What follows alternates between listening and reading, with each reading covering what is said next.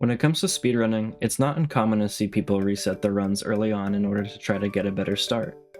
Oh, what's that? You just lost 5 seconds in the second split? That's fine, just reset and try again. Simple, right? Well, for Portal 2 it's no different. However, like many speedruns out there, when reaching the higher levels of competition, the strategies needed to save time also tend to increase in difficulty and risk, frequently causing more resets. In Portal 2's case, this concept easily applies to Chapter 1.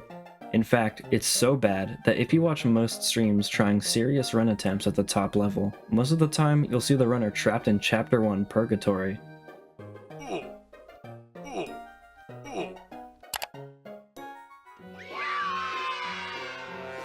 There are even copy pastas making fun of just how bad the situation is. So how did it get like this? How bad could Chapter 1 possibly be to warrant this kind of reaction? Well, first, let's take a look at the key component behind a majority of speedruns out there: movement.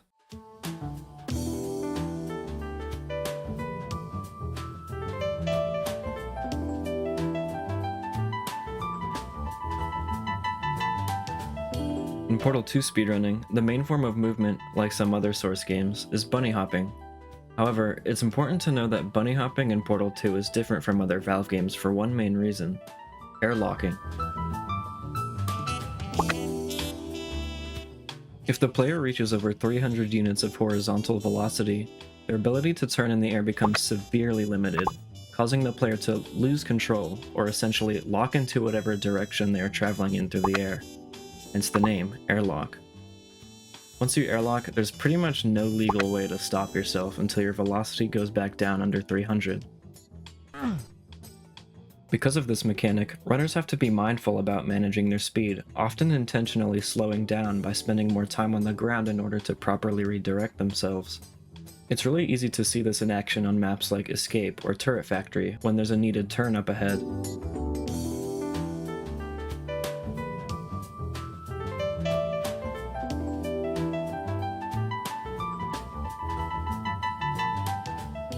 Coming back to Chapter 1, when looking at the first few maps, your main form of movement is instantly threatened. You can see that there are tons of required turns, in which if you don't successfully hit the line you need, you just lose tons of time. But you can say that about any map. What makes this suck more is the floor, and other objects that can interrupt your movement.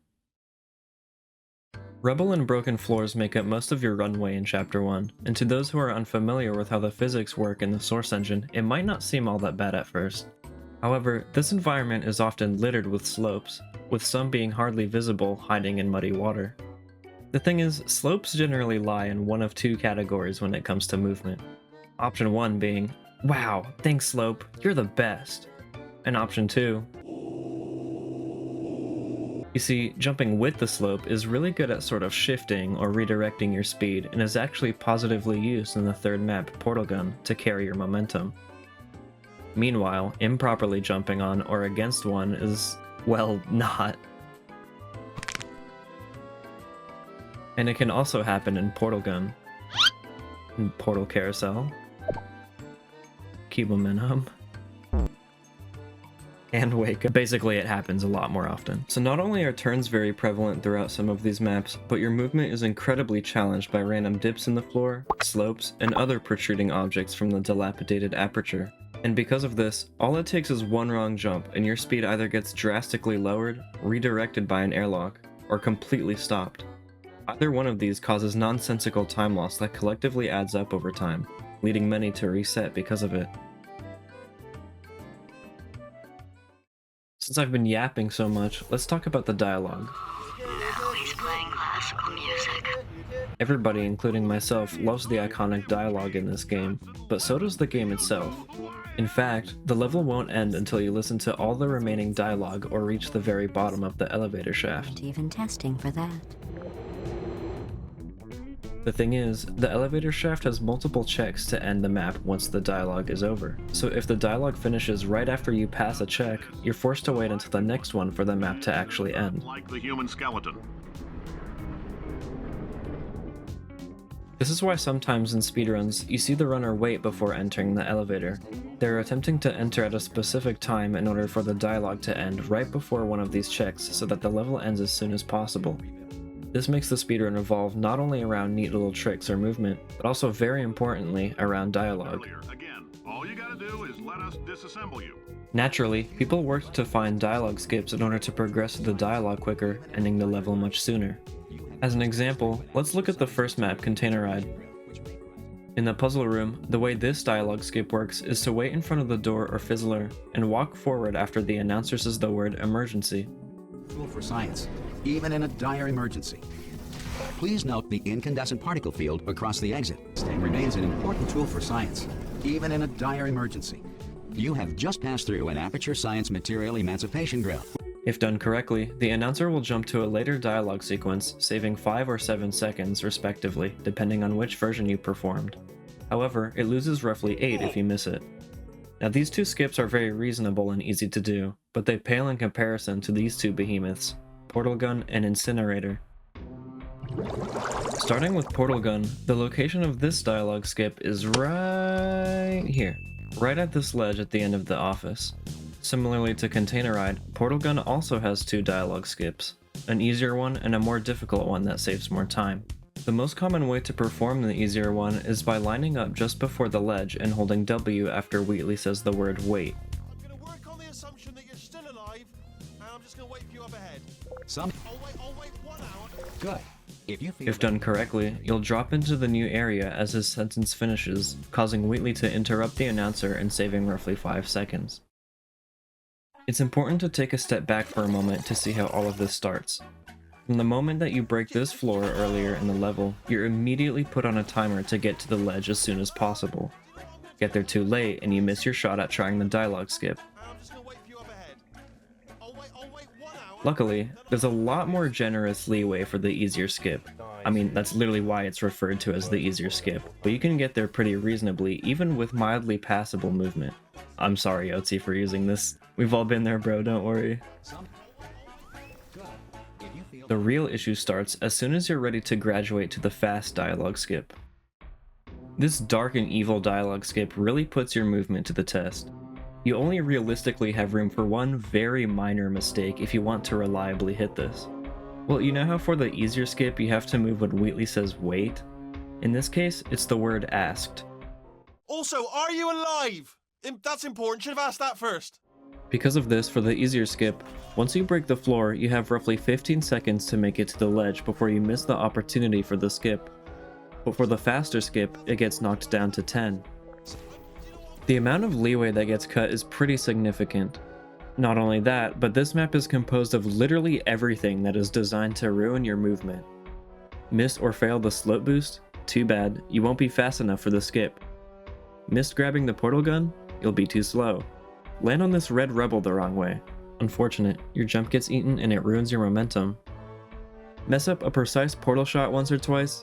Bump into literally anything in the office poorly?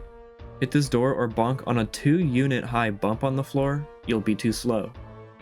Even if you make it to the ledge on time, the window you have to successfully hit the skip is 0.3 seconds.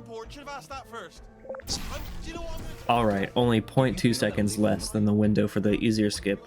But at least for the easier skip, you actually have a lot of prep time to ensure a consistent lineup. For the fast skip, assuming you made a mistake somewhere, you just have to send it and pray that you hit it sometimes. Some emergency testing may require prolonged interaction. But to wrap things up for Portal Gun, and I'm sure that this has crossed the mind of some runners who are watching, there's a backup for if you were barely too slow for the faster dialogue skip that only loses about 3 seconds. So it's not completely the end of the world if you miss it. However, some people still reset despite this, and I don't blame them. For a map so early on in the game, why not reset for the full time save if you were close enough to hitting the skip in the first place? It's completely up to the runner, but the faster your personal best is, the more reasonable it is to reset for it.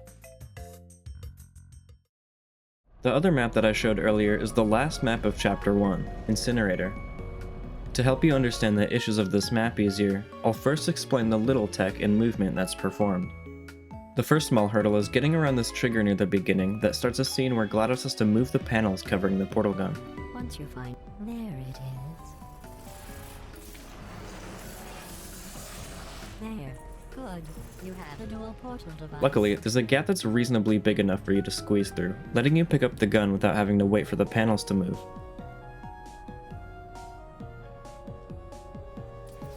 Boom! Easy and simple. However, as a sneaky side note, make sure to grab the gun when GLaDOS says start testing.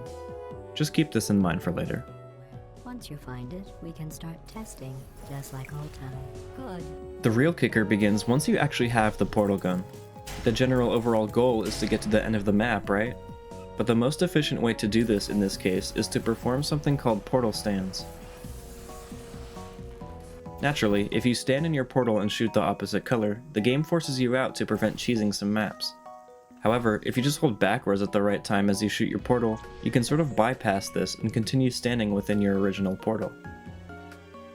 So as soon as you get the portal gun, you just do a few portal stands to get to the end. Simple, right? On paper, it seems pretty straightforward, but these portal surfaces are incredibly notorious for sparking, even though it looks like you're shooting directly on the surface. Shameless plug, but if you want to know why this happens, check out my other video.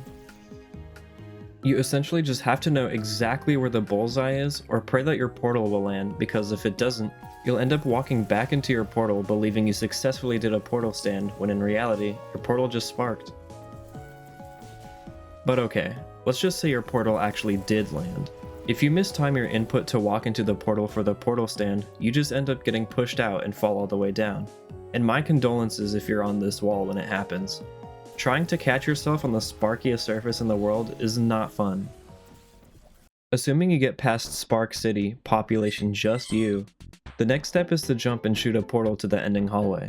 Most of the time, this is fine. But yeah, some of the panels aren't exactly aligned. So from a distance, and when you're trying to go fast, it can look like you shoot dead center of the wall, but then your portal ends up sparking because you hit the 1% of broken wall hiding in the surfaces. But avoid all these traps and congratulations, you've successfully traversed the map. Kinda. With an asterisk. Maybe. Remember that whole spiel I had when I said the speedrun revolves not only around neat little tricks or movement, but also around dialogue? Yeah, we're not completely out of the woods just yet. It's important to recall the timing I showed earlier of when to grab the portal gun, because it sets you up for yet another important dialogue skip. And once again, this map consists of two main dialogue skips, a slower one and a faster one. Yeah, you get it by now. Basically, as soon as you grab the gun with the proper timing of GLaDOS saying start testing, you have 6 seconds to make it to the end and look at the look trigger above the panel entanglement. Make it within the 6 seconds and you get the fast skip, saving, well, 6 seconds. Good. You have a dual portal device there. But the important thing is moving. But if you don't, you hear the fabled, "I'll just move that out of the way for you," and then tilt reset because you just lost 6 seconds, putting you back in the asylum, starting the grind all over again. The required text shown earlier to get to the end on time can really come back to bite you badly if you aren't prepared to deal with it. Heck, even if you do know how to deal with it, you can still get owned by failed portal stands or sparking just because you're trying to get through quickly. But realistically speaking, actually hitting either of these dialogue skips is a luxury on its own. Completing the map at around 58 seconds or just over a minute, assuming you got a good elevator fade. Newer runners who aren't necessarily used to movement or tricks in this game yet are incredibly punished by pretty much every aspect of this map. Missing grabbing the gun at the proper time can start a chain reaction of bad dialogue that can lose 10 seconds alone. I didn't get it.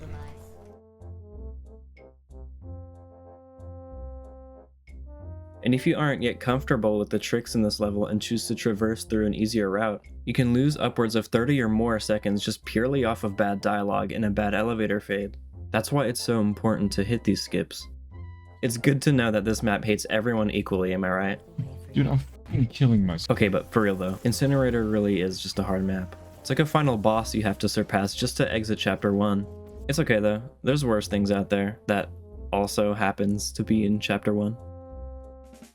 Secret Panel and Wake Up have interesting histories when it comes to their skips, but up until now they've reached a point that has become an incredibly important choke point in chapter 1. Now I can show them off and would gladly explain how these work, but some random underground content creator has already done that really well, so let me give you the fast version. No, but really, I'll just go into less detail, but focus more about what can go wrong when trying to attempt these skips. Starting with a pancake shot in Secret Panel, the idea is to shoot a portal through a really small gap in the door model, skipping Wheatley's minute-long cutscene. The issue is that this shot is extremely precise, so to make it easier, runners perform something called a view snap, the act of changing your sensitivity to an incredibly specific value to have your aim snap to specific angles. This theoretically makes the shot really consistent. Theoretically. As soon as you load into the map, it's important to immediately hit your view snap keybind before you move your mouse to ensure that you're snapping to the correct angles. If you accidentally move the mouse just a little because you weren't paying attention, the view snap won't work and you'll have to take the time to manually line up the shot, assuming you're aware of this error in the first place. But if you did everything correctly, all you have to do is line up in the correct position, look at the right spot, and then shoot. Now, it's a simple plan, but a lot of people underestimate the fact that trying to perform something really quickly greatly increases the chance of error, especially if it's for something as precise as this shot. It's really easy to shoot once and then just assume that your shot properly landed because you're trying to get through quickly.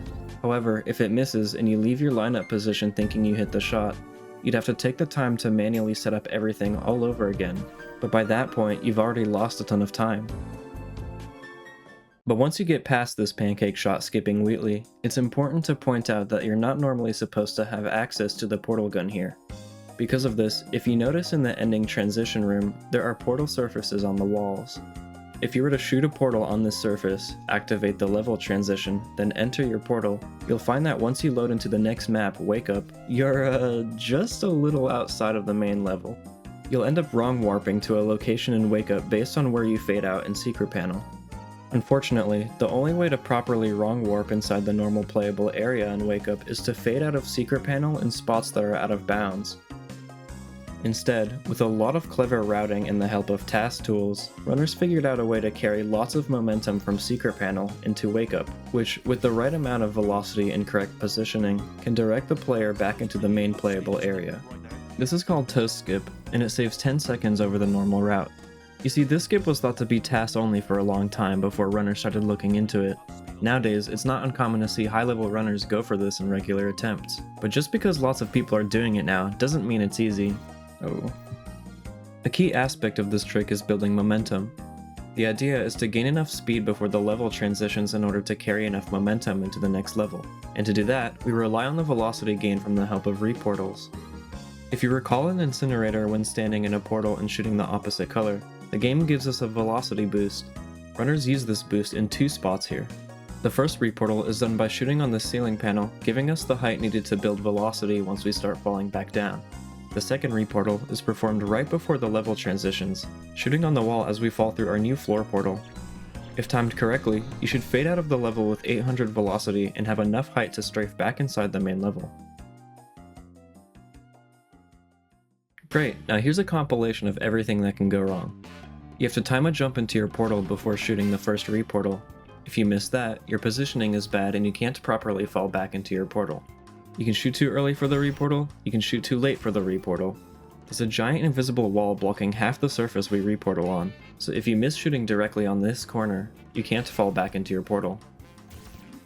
You must look directly down when falling into your portal, or else your camera will get screwed up. You have to shoot a portal on this floor surface next to a bunch of rubble which can spark because of bad positioning. If your portal does land, there's a chance your positioning is still bad and you can accidentally land on the ground. Again, you can shoot too early for the reportal, you can shoot too late for the reportal. If you activate the level transition too early, you don't have time to shoot the reportal. Activate it too late and you hit your head on the ceiling, killing all your momentum. In Wake Up, you have to strafe around these massive invisible walls, so if your strafe is too poor, you won't make it. If you strafe too much, you'll airlock. If your strafe puts you in a bad position, you can fall down and softlock inside a clip brush cage.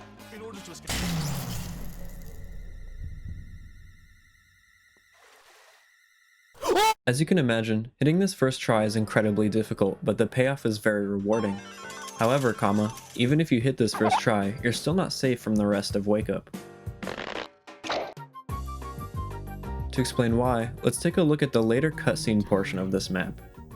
Once GLaDOS is awake, she picks you up, brings you over to the incinerator opening the hatch, then, after hovering over it for a little bit, she finally drops you in, ending the level. Thing we need to take care of first.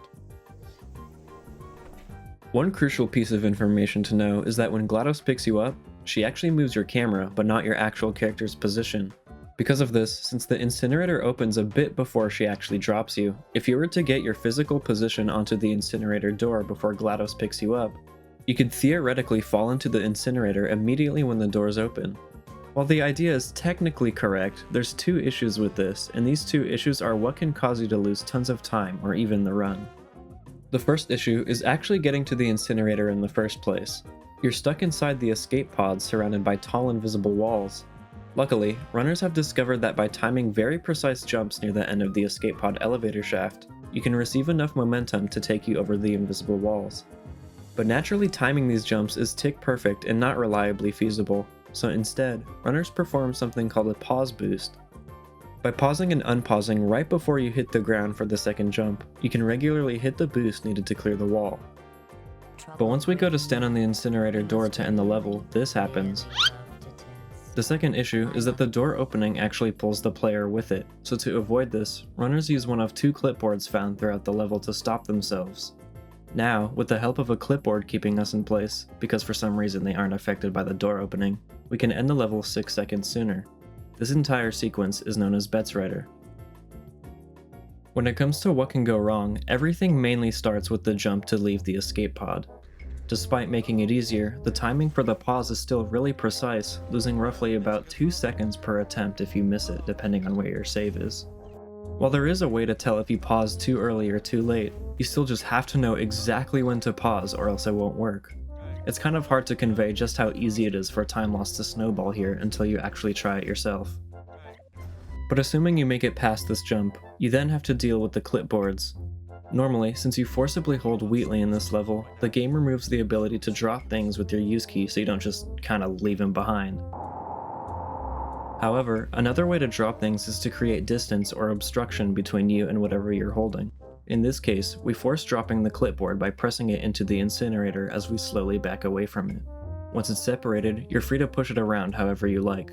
The issue in this case is that you're free to push it around however you like. Now there have been numerous lineups for this clipboard before, but the problem is that you have to deal with the prop. And props are, well... Factor. What?! And while there are lineups that can make this trick overall more consistent, you can theoretically put everything in the exact same position every time, and there's still a small chance due to RNG that the clipboard just refuses to cooperate, costing the run. No!